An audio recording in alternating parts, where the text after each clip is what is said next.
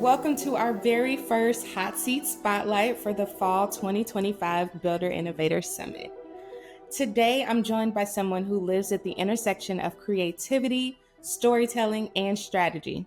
As creative media manager for the Builder Innovator team, he's the eye behind our visuals and the storytelling that shape how we show up across video, social, and beyond. We're going to go pretty fast here. We're going to jump right in. You've filmed dozens of builder events and interviews over the past couple years that you've been on our team, from general sessions to design center shoots all across the world. What's been one of your favorite projects so far and why?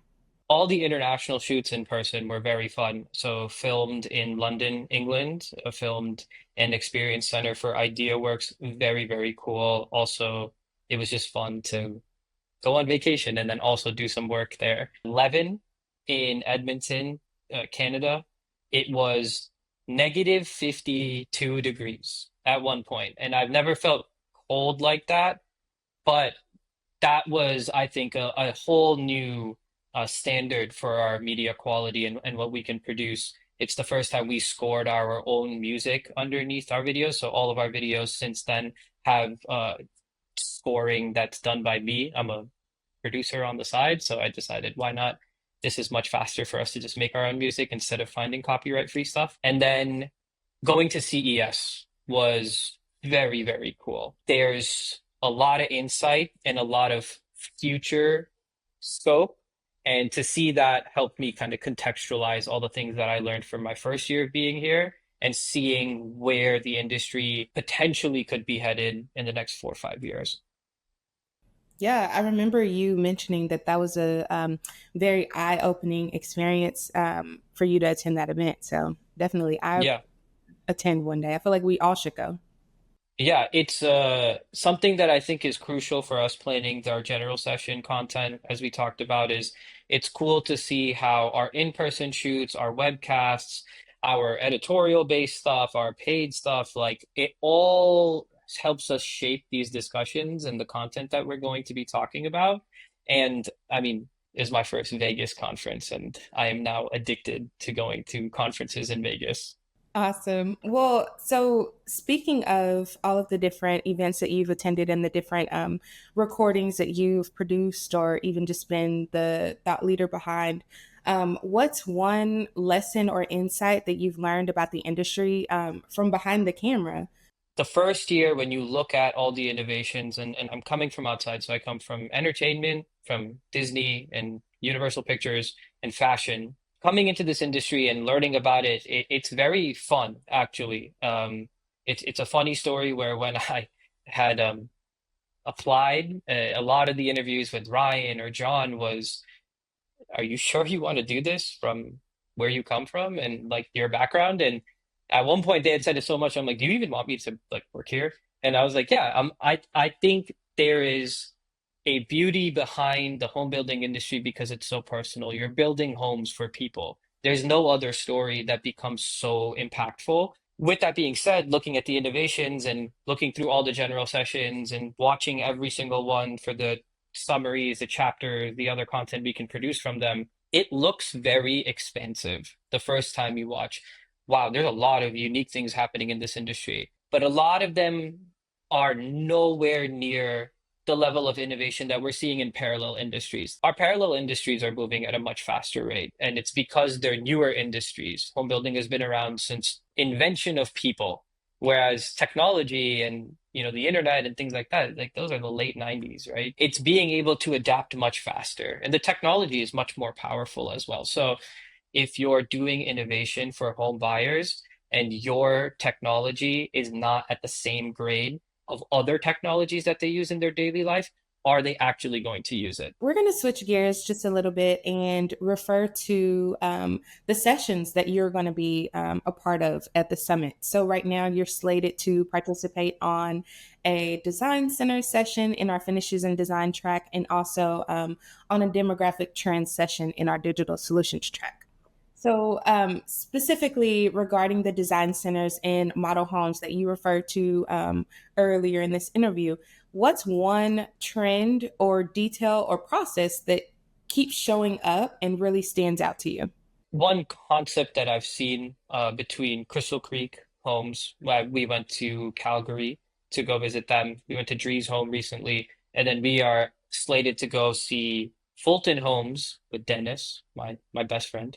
But even talking to Dennis, talking with Melissa Friesen from Crystal Creek, and talking with everybody is how to balance the available options for personalization for home buyers without taking away from the efficiency of the construction cycle and not overwhelming the actual home buyer and the choices that they're having to make. Your home buyers are busy people. So offering them too many options can also become detrimental to their ability to actually make those options or choices in a efficient manner. And that'll just slow down the process. And another thing that people like to do is explore those options on their own so that they come prepared to the meetings that they have set through the actual construction cycle. Any of these design center tours that we're doing, we're seeing a lot of strategies or technology or solutions that are basically targeting this idea. And the one that kind of sticks out is having a physical design center that's paired with a digital design center, allowing your home buyers to do their research beforehand and then coming to the table with their actual choices on hand so you can move faster, they can feel much more secure about what's going on, and they can actually personalize their home without getting overwhelmed.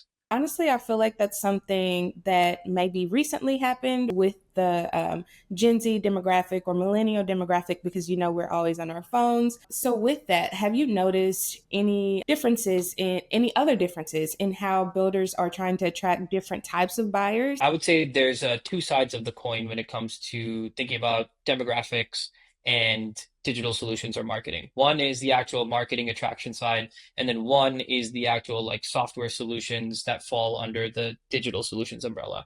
On the attraction side, I think everyone is noticing content marketing is a big thing. Having video, having photography, like photos, things like that is really important. What I would say is something that I am not seeing a lot of people doing is differentiating the types of content that they have. Content marketing only works if you understand that different types of videos and content are suitable for different mediums of your platform and your platform stack. The same video you have on your website is not going to work for social media. That social media video will not work for an internal hiring video. If you're looking for people to buy homes and if you're looking to have people be to bring in more renters, if you're just sharing your floor plan, that doesn't say much about who you are as a builder. And social media is a very storytelling driven platform. But on your website, if you have a bunch of short form video, sometimes I just want to tour the property. If I came all this way to your website, it's most likely because I'm that much more interested. Now I need to see the concrete details on the actual digital solutions, like software solution side things. I'm seeing a huge uptake in enhancing the UI and UX experience. I did a closer look with Foundation. They have this beautiful story about why is the Domino's Tracker app sometimes better than the solutions we have in the home building industry. And when you really think about what makes a great software solution for home builders and home buyers, especially things that they use together, is your home buyer actually going to use the technology? And this is ties back into that first question that you had asked me. When you look inside the industry and you see something that's 30, 40% jump on innovation and technology, it's a big deal. If you pull out a little bit, that may not even be that different from what someone else already came out with 5 years ago in a parallel industry. One thing that I like that people are doing and the Foundation 2.0 is doing is the UI UX experience is being modeled and analyzed against other apps in the App Store for parallel industries. If my Instagram or my social media apps or the pizza tracker on Domino's apps work really well and work really well for the user experience, and this builder app is really innovative for our industry and works well for the internal workflow, but doesn't match up the user experience to compared to the apps that I just mentioned, I'm not going to use it. I need things to look and feel the same way as the best apps that I do. That's when I'm actually going to use the thing. Devam, thank you so much for joining us in the hot seat. If you're watching this and you want to learn more about Devam, please be sure to check out his full expert profile page on builderinnovator.com.